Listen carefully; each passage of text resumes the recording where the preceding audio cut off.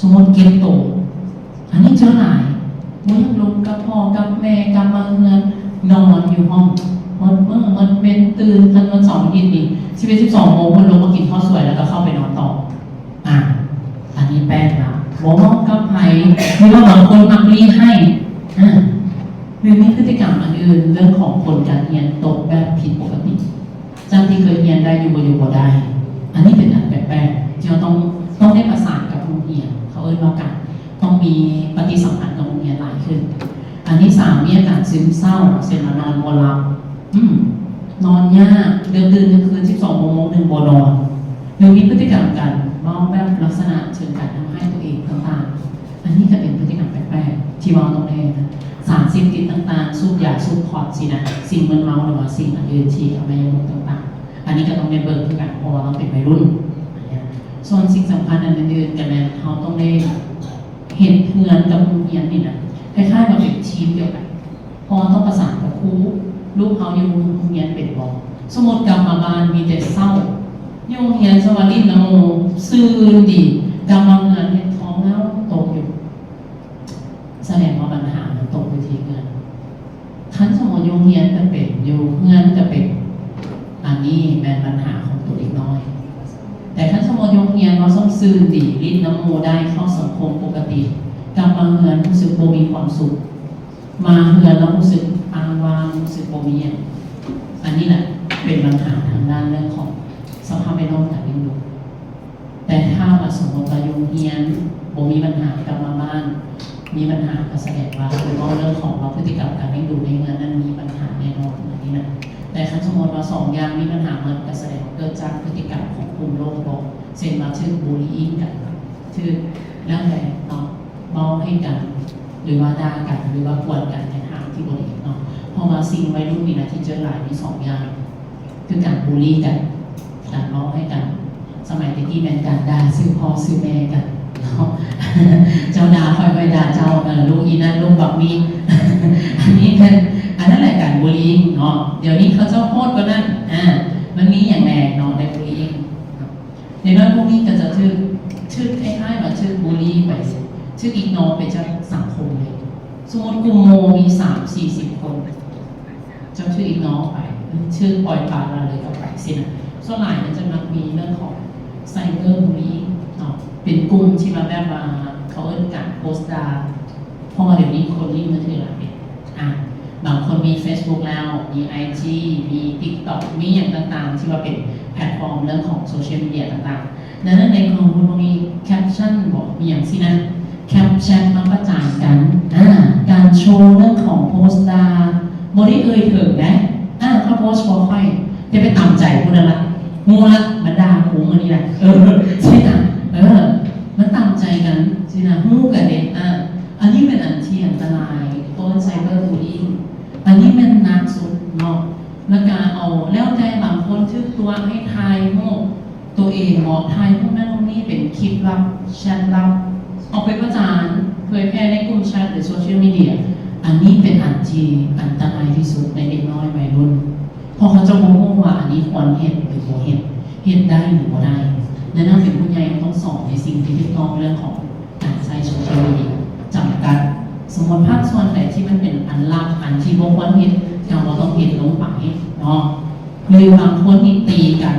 ทายลงแพลตฟอร์มโซเชียลมีเดียต่างๆลงไลฟ์เฟซบุ๊กอย่างต่างๆก็มีซึ่งมันเป็นแบบกิจกรรมที่เห็นแล้วรู้สึกท้าทายเห็นแล้วกูกับผู้หนึ่งกูเก่งสินะมันเป็นความแบบว่าฮอร์โมนเขาจะมันปั่นป่วนเป็นวัยรุ่นเนี่ยคอยกันยักเก่งยักดียักเด่นมันเป็นภาษาตัวที่2เป็นลักษณะทางด้านแบบสังคมเช่นว่าโบยังให้เข้ากลุ่มตรงนี้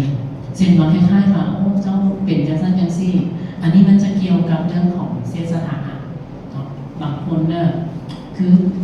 เอาง่ายๆคือลูกคนที่มีฐานะมันก็จะรีดน้ำกันลูกคนที่ว่าโมมีฐานะมันก็จะรีดน้ำกันสินะคำนั้นโกรธกันหลายนะเจ้าโมยังรีดน้ำกันสินะเขาไม่รีดน้ำเจ้าสินะเบิ่งเจ้าลงเครื่องเบิ่งเจ้าไซเกอร์เบิ่งเจ้าอันนั้นนี่มันเป็นลักษณะของโซเชียลนะครับเพราะว่าอย่างเป็นวัยรุ่นบางคนใช้โทรศัพท์ต้อง iPhone เจ้าใช้อันนี้อุ้ยเฉยเอียง ต่างๆสิน่ะมันเป็นอย่างสิแหละเขาเอิ้นว่าการที่เข้าสังคมกับหมู่บ่ได้เพราะเจ้าแอร์ดรอปบ่ได้เจ้าบ่มีอย่างนี้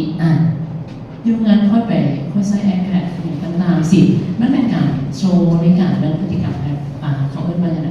ห้องอ้วนมีอ้วนอย่างต่างๆแล้วก็นี่กลุ่มที่ว่ามีเส้นสถานะธรรมดาสิ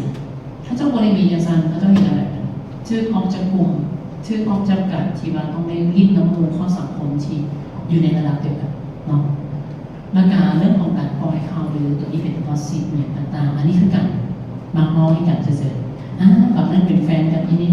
สินะถ้านั่งทีโมแมนสินะมักยอตัวกันอันนี้ก็เป็นปัญหาที่การบูลลี่กันสิหรือว่าคำเล่าเสียดสีล้อเลียนหรือว่าโป่งย่อยกับเจ้าฐานะเจ้าสินะอันนี้ก็เป็นปัญหาเล่าให้เจ้าแม่เจ้าขายจีกล้วย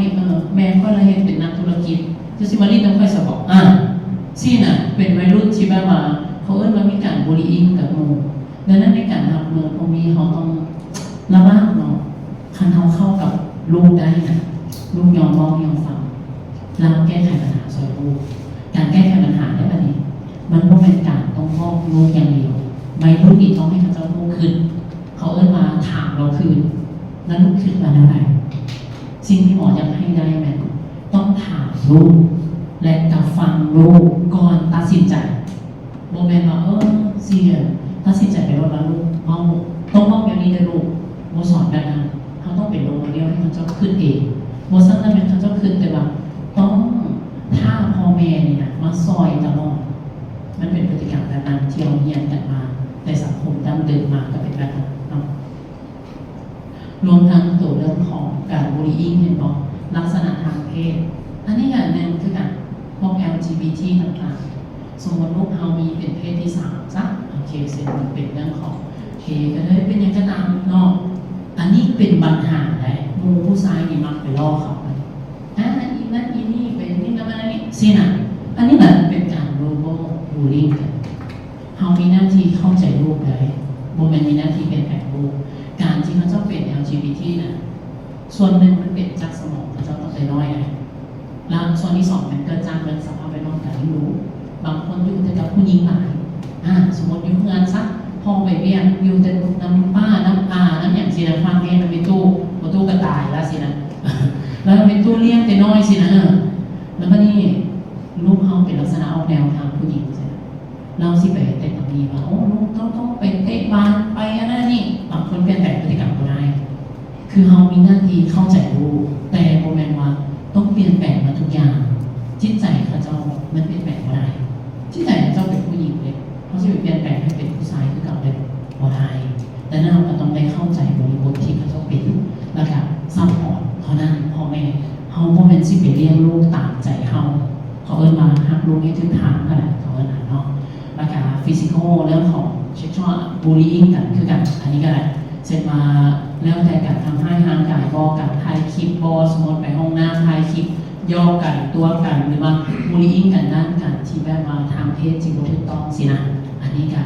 พยายามระวังเพราะว่าส่วนวัยรุ่นนี่เป็นวัยที่เขาจะถึงตัวถึงยั่วถึงล่อแล้วก็แบบคล้ายๆมา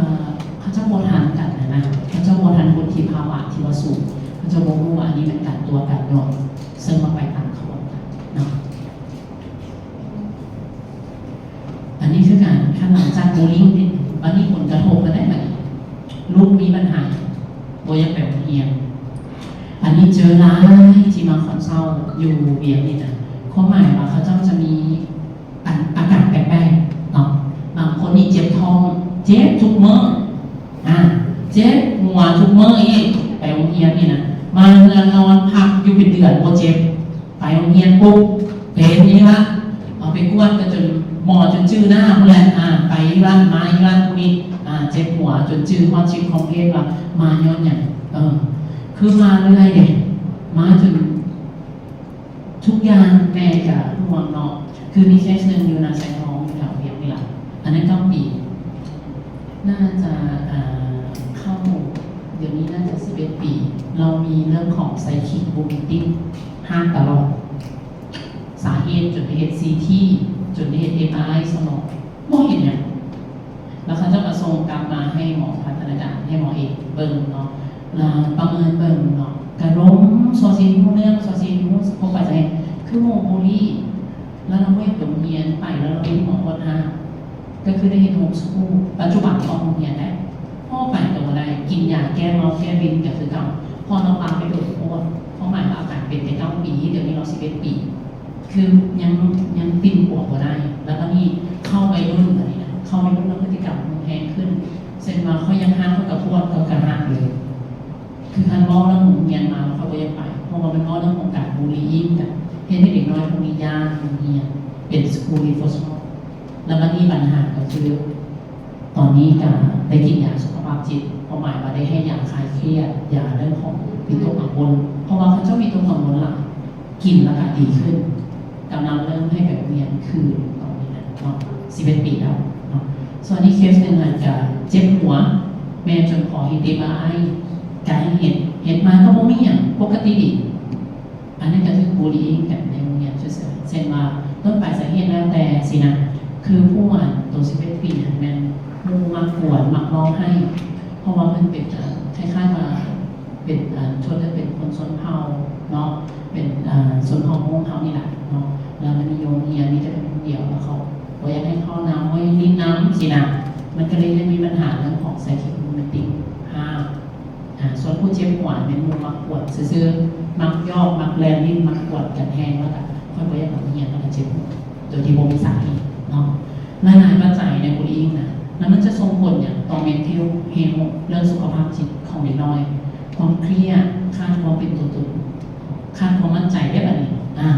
ซึมเศร้าวิตกกังวล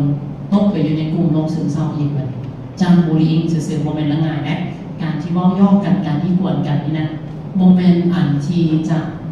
ข้าเจ้าจะจัดการโมเมนต์ง่ายเลยแหละมันก็คือผู้ใหญ่เขามอยอกกันอันนี้ละเขาเคลียร์ไปแล้วกันแล้วเด็กน้อยบอกข้าเจ้ามีตัวกังวลอยู่ห้า